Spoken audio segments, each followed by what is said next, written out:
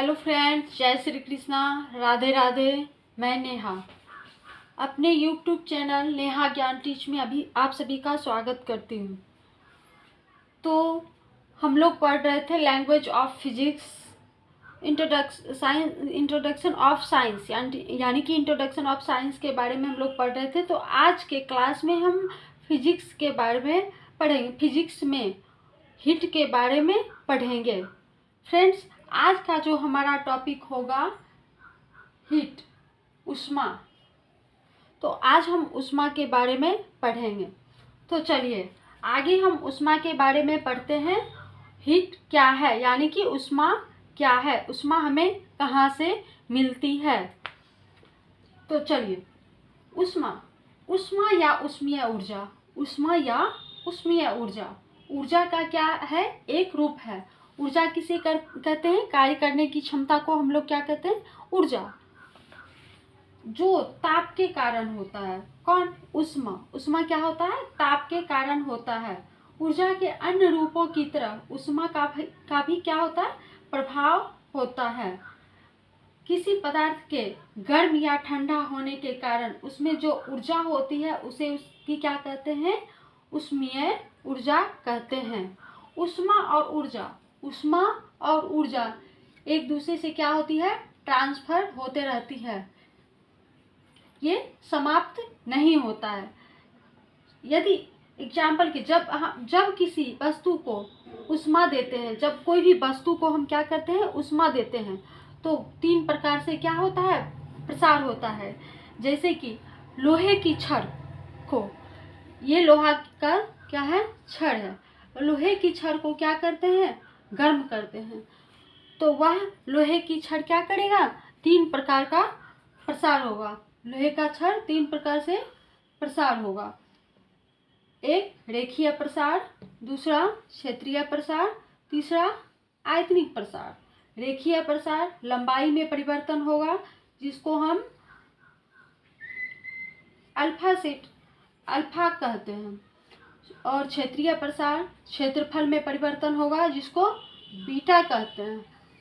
और आयतनिक प्रसार आयतन में परिवर्तन होगा, जिसको गामा कहते हैं। चलिए आगे यहाँ तक हम लोग समझ लिए, अब आगे समझते हैं।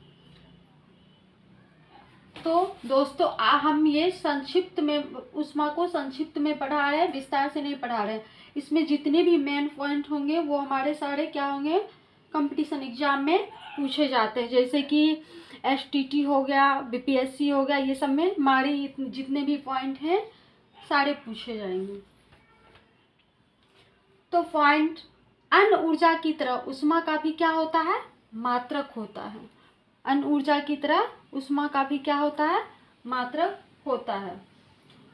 ऊर्जा, इसे क्या कहते हैं, कैलोरी में भी व्यक्त करते हैं, इसे कैलोरी में भी व्यक्त करते हैं। सूर्य जो है हमारा सन, ऊष्मा का एक क्या है, बहुत बड़ा स्रोत है।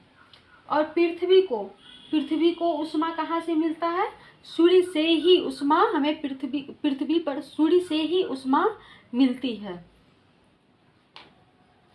ऊष्मा एक वस्तु से दूसरे वस्तु में कुछ प्रकार के ऊष्मीय अंतःक्रियाओं के द्वारा क्या होता है, स्थानांतरित होते रहती है। मतलब ये क्या होता है, एक दूसरे से स्थानांतरित होते रहती है।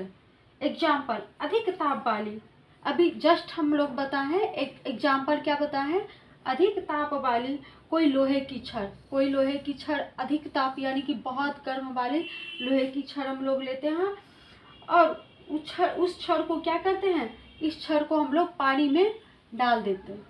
पानी में डाला जाए तो छड़ से जल में ऊष्मीय ऊर्जा का क्या होगा, ऊष्मीय ऊर्जा का स्थानांतरण होते रहता है। ऊष्मा से प्राणी मात्र का क्या होता है, भोजन मिलता है। जैसे कि हम लोग खाना बनाते हैं, तो ऊष्मा जब तक हम लोग को नहीं मिलेगा तो क्या होगा, भोजन मेरा नहीं पकेगा। यानी कि प्राणी मात्र का जो भोजन कहाँ से मिलता है, ऊष्मा से ही मिलता है। जितने भी धरती पर जितने भी प्राणी मात्र हैं उनको ऊष्मा कहाँ से मिलता, भोजन कहाँ से मिलता है, ऊष्मा से ही। एग्जाम्पल में कोयला और पेट्रोलियम से क्या होता है, ऊष्मा प्राप्त होता है। कोयला और पेट्रोलियम यानी कि कोयला और पेट्रोलियम जो है उससे क्या होता है, ऊष्मा प्राप्त होता है। ऊष्मा भौतिकी की एक महत्वपूर्ण शाखा है। ऊष्मा जो है भौतिकी की यानी कि फिजिक्स की एक बहुत महत्वपूर्ण क्या है, शाखा है। चलिए आगे हम लोग पढ़ते हैं। इसके बाद हम बात करते हैं ऊष्मीय प्रसार। ऊष्मीय प्रसार की मतलब जब भी ऊष्मा का ट्रांसफर होता है तो ऊष्मीय प्रसार कितने विधियों द्वारा होता है, इसके बारे में हम अभी बात करते हैं। तो ऐसे तो ऊष्मा के कई प्रकार हैं। ऊष्मा के बहुत सारे प्रकार हैं। चालन, संवहन, थर्मल, विकिरण, वाष्पीकरणीय, शीतलन, गुप्त ऊष्मा, विशिष्ट ऊष्मा। लेकिन ऊष्मीय प्रसार से ऊष्मा को 4 भागों में बांटा गया है। जैसे ऊष्मा 4 विधि में क्या किया गया है, बांटा गया। चालन विधि,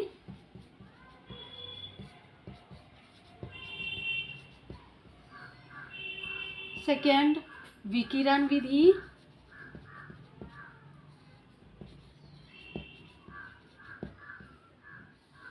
थर्ड संवहन विधि,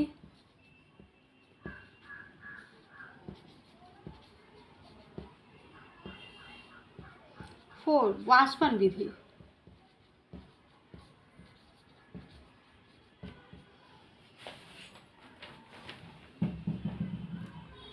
चलिए अब हम देखते हैं यह शाखाओं को निम्नलिखित समूहों में क्या किया जाता है, विभाजित किया जाता है। फर्स्ट में किन शाखाओं को, ये जितनी भी शाखाएं हैं इनको निम्नलिखित समूहों में क्या किया जाता है, विभाजित किया जाता है। फर्स्ट में थर्मोडायनामिक्स, फर्स्ट में थर्मोडायनामिक्स, इसको क्या कहेंगे, ऊष्मागतिकी। ऊष्मागतिकी।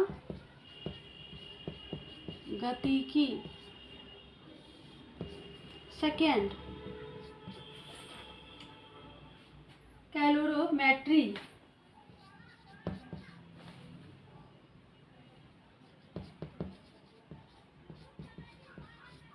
इसको क्या कहेंगे, ऊष्मामिति। ऊष्मामिति। थर्ड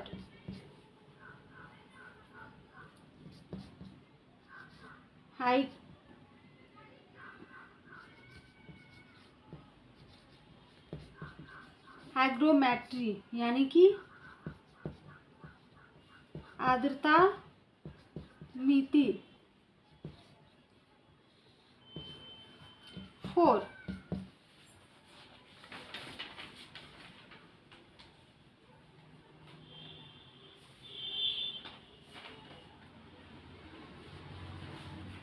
सॉरी थर्ड ही है।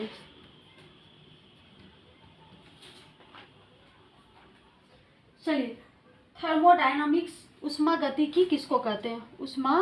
सबसे फर्स्ट में हम ऊष्मागतिकी के बारे में पढ़ते हैं, उसके बाद कैलोरीमेट्री के ऊष्मामिति के बारे में, उसके बाद आर्द्रता मिति के बारे में। इसके बारे में हम लोग तीनों के बारे में समझ लेते हैं।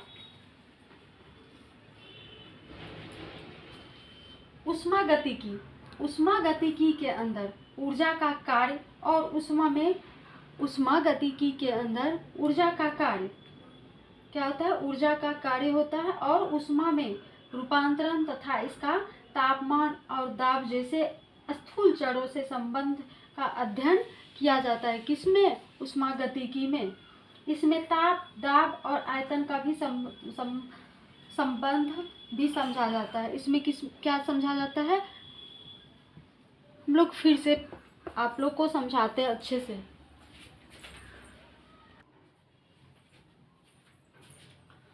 तो चलिए आगे हम पढ़ रहे थे थर्मोडायनामिक्स, ऊष्मागतिकी के बारे में। ऊष्मागतिकी क्या है, ऊष्मागतिकी के अंतर्गत ऊर्जा का कार्य और ऊष्मा में रूपांतरण तथा इसका तापमान और दाब जैसे स्थूल चरों से संबंध का अध्ययन किया जाता है। इसमें ताप, दाब और आयतन का भी क्या होता है, तीनों का संबंध होता है। किसमें? ऊष्मागतिकी में। चलिए सेकंड, कैलोरीमेट्री ऊष्मामिति क्या है? कैलोरीमेट्री ऊष्मामिति एक रासायनिक प्रक्रिया है। क्या है? रासायनिक प्रतिक्रिया। एक रासायनिक प्रतिक्रिया के दौरान जारी या अवशोषित गर्मी की मात्रा को मापने की प्रक्रिया है। कौन? कैलोरीमेट्री। इसे निर्धारित किया जाता है कि कोई प्रतिक्रिया एक्सोथर्मिक यानी कि गर्मी जारी करती है या एंडोथर्मिक या गर्मी का अवशोषित करती है या नहीं। ये दोनों, इसमें ये निर्धारित किया जाता है, किसमें? कैलोरीमेट्री में ये निर्धारित किया जाता है कि कोई प्रतिक्रिया एक्सोथर्मिक गर्मी जारी करती है या एंडोथर्मिक गर्मी को अवशोषित करती है या नहीं। चलिए यहाँ तक हम लोग समझ लिए। अब हाइग्रोमेट्री के बारे में, आर्द्रता मिति।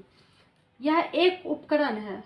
हाइग्रोमेट्री एक क्या है? उपकरण है जो हवा या अन्य किसी आर्द्रता को क्या करता है? मापता है। यानी कि इसमें कितना जलवाष्प है उसको क्या करता है? मापता है। इस प्रकार के हाइग्रोमीटर में एक दर्पण शामिल होता है जिसे तब तक ठंडा किया जाता है जब तक उस पर ओस यानी कि शीत बनना क्या हो? शुरू ना हो। जैसे कि कोई एक फूल की कली है, वो क्या होती है? वो कली खिलती है। इस बिंदु पर दर्पण का क्या होता है? तापमान ओस बिंदु कहलाता है। क्या कहलाता है? ओस बिंदु कहलाता है, जिसका उपयोग किसमें किया जाता है? सापेक्ष आर्द्रता की गणना करने के लिए किया जाता है। चलिए आगे हम लोग पढ़ते हैं कुछ मेन पॉइंट्स की ओर हम लोग चलते हैं। यानी कि इसका मात्रक क्या है, इसका बीमा क्या है, इसको किसमें व्यक्त करते हैं, इसके बारे में हम लोग क्या करते हैं, आगे कुछ पॉइंट्स समझ लेते हैं।